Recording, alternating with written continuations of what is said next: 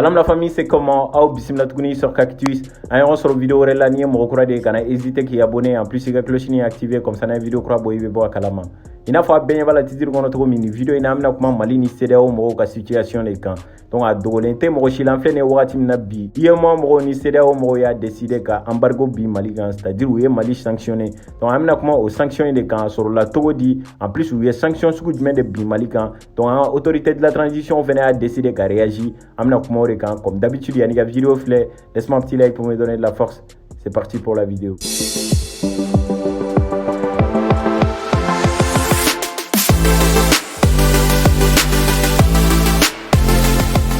Yananga do sanction babu konna la ma essayer ka coin be résumé follow à cause sur la Togomi. Munu ba kala mabe une semaine nyonan bonye vidéo do ke vidéo en konna la nya expliquer na ka foko assise nationale bana. Donc Mali autorité de la transition ya ni CEDEAO mo fe ka foko ka ta kalo woro la ka ta bla san durula u ko duma u no ke fangala ka soro ka problème nyana bo folon. Ni CEDEAO mo ko bambaleno ka foko Mali autorité de la transition ku sigi kuma fangala ko charti konna la u ya ira ka foko février mbena 2022 la donc ko élection ke ou be pouvoir du civil ou ma. Donc CEDEAO mo ko bambaleno ka foko autorité de la transition o de respecter. Donc anga autorité de la transition fene ya irula ka foko février mbenale ko élection tsega organiser au konna la ko parce que problème do be Mali kono tant que olu manyana boni élection kera ani fu be kelen. En premier ministre ya ira ka foko basigite malla o bolen ko fe jamana de jigina kare kono ka kule problème munu no fe tant que olu manyana bo folon Mali tsega ta élection en plus février ka so tsega élection ko konna la o bolen ko fe ya ira CEDEAO mo la ka foko fanga autorité de la transition mo ya ira CEDEAO mo la ka foko be fe ka assise nationale doké.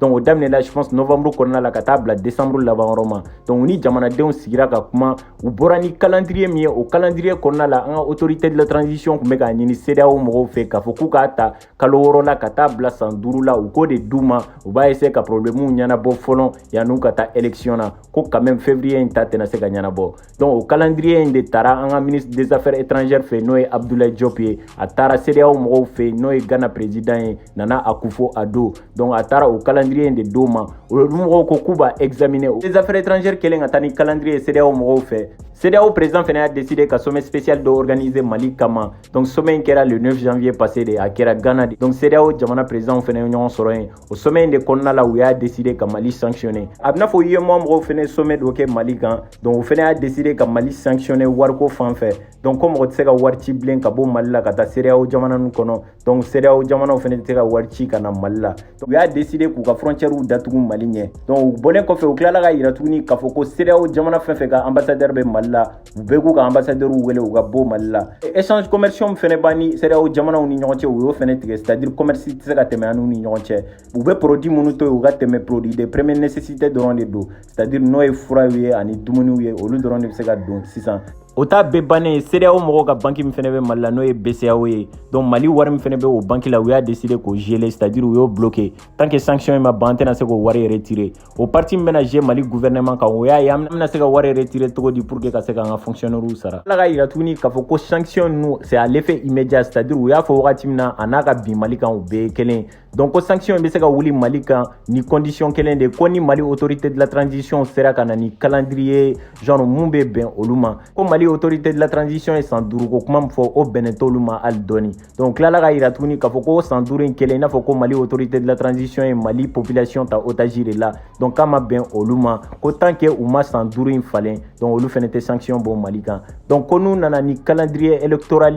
donc mon be ben oluma qui est acceptable o là olu fene ba changer ka sanction wuli ka bon Mali kan. Autorité de la transition fene a décidé ka réagir en gouvernement mo ka porte-parole bora télé la ka kuma ale a ira ka fo ko CEDEAO mogo borani sanction mi Mali kan genre ko c'est inadmissible c'est-à-dire ko ba condamner quoi en gouvernement mogo ka porte-parole ya ira ka fo ko CEDEAO mogo ni UEMOA mogo ye sanction ta Mali kama ka benente en plus ko c'est illégitime donc ka fora ko organisation be en farafina demel de kama ani farafinga bolo di nyoma ani nyon deme de kama ko na fora ko ye nin sanction ta Mali kama ko c'est illégitime. Iga o bolen ko fe akila ka yira tuguni ka fɔ ko wagati min na an ka sɔrɔsiw bɛ ka fanga ta banbaganciw kan o wagati de la CEDEAO mɔgɔw b'a décider ka sanction bi Mali kan. Donc ko fɛn min ɲɔgɔn ma deli ka kɛ a bɛ san 10 bɔ, c'est-à-dire an ma deli ka banbaganciw kɛlɛ ka se nin niveau ma. Gouvernement ka porte-parole in ka kuma la ale y'a yira k'a fɔ ko CEDEAO mɔgɔw bɔra ka décision ta sisan ko mɔgɔ wɛrɛ de b'u kɔfɛ mun b'u pousser k'u bila ka nin décision in ta quoi. A yira tuguni ko jamana wɛrɛ bɛ se ka forces déployer Mali contre la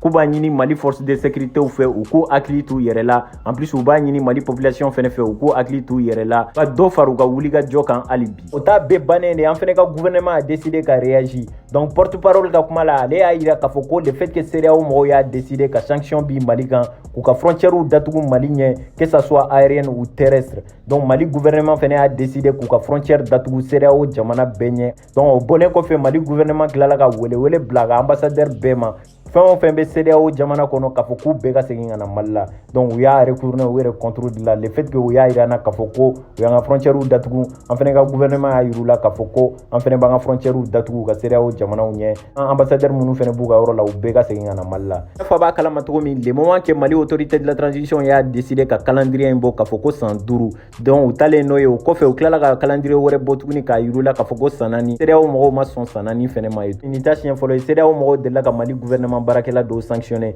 c'est-à-dire a bɛ mɔgɔ 150 bɔ u y'a yira k'a fɔ ko mɔgɔ ninnu de bɛ k'a to Mali tɛ ka se ka élection kɛ donc u y'u interdit k'a fɔ k'u tɛ se ka voyager en plus u ka wari minnu fɛnɛ tun bɛ banque la u tun y'olu gelé. Aw hakilina ye jumɛn ye nin ko in kan ne kɔni fɛ situation in ka gɛlɛn mais ala de ye ko bɛɛ ɲɛnabɔbaga ye mais fɛn bɛ ka ne bila douti la le fait que an ka gouvernement a décidé ka riposter donc o kɔrɔ b'a yira k'a fɔ ko u ye sanction min kan a ɲɛciba tɛ Mali ye parce que n'a sɔrɔ a ɲɛciba bɛ Mali ye u b'a essayer ka delili ni fɛnw de kɛ mais n'i y'a ye an ka gouvernement a décidé ka fɛnɛ ka sanction bi CEDEAO mɔgɔw kan parce que nin considéré len i n'a fɔ fɛnɛ sanction de bi CEDEAO mɔgɔw kan le fait que CEDEAO mɔgɔw y'u ka frontière datugu an ɲɛ genre en plus ka tila k'u ka ambassadeur wele k'u ka bɔ Mali la Mali fɛnɛ y'o kɛlɛ kɛ donc o kɔrɔ b'a yira k'a fɔ ko Mali fɛnɛ CEDEAO sanctionné de les gars. Ne kɔni ka avis ye fɛn min ye an ka gouvernement mɔgɔw ka porte-parole ye kuma min fɔ ne bɛna sɔn ji la parce que n'a y'a jateminɛ a ka kuma la a y'a yira k'a fɔ ko CEDEAO mɔgɔw ye organisation ye mun bɛ yan Afrique jamanaw kama mun bɛ yan ɲɔgɔn dɛmɛ ni fɛnw kama n'a fɔra ko olu ye Mali sanctionné le moment que Mali bɛ ka se ka banbaganciw kɛlɛ u y'a décidé ka Mali sanctionné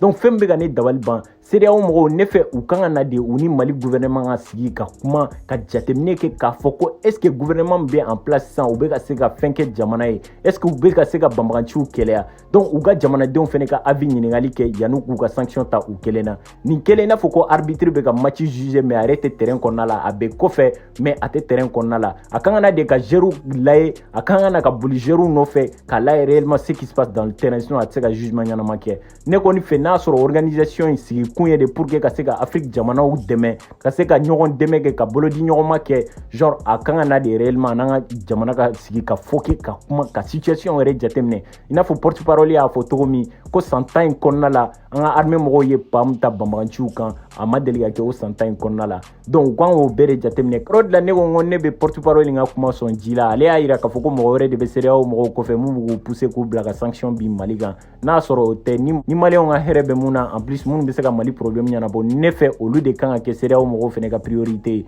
donc hali n'u bɛ sanction bi a kan a man ka kɛ nin cogoya ye tout tu vois o de tun ye ne ka avis a fɛnɛ kana ɲina k'a ka avis fɔ an ɲɛna dans le commentaire an bɛ ɲɔgɔn sɔrɔ vidéo wɛrɛ la c'était Cactus prenez soin de vous à la prochaine.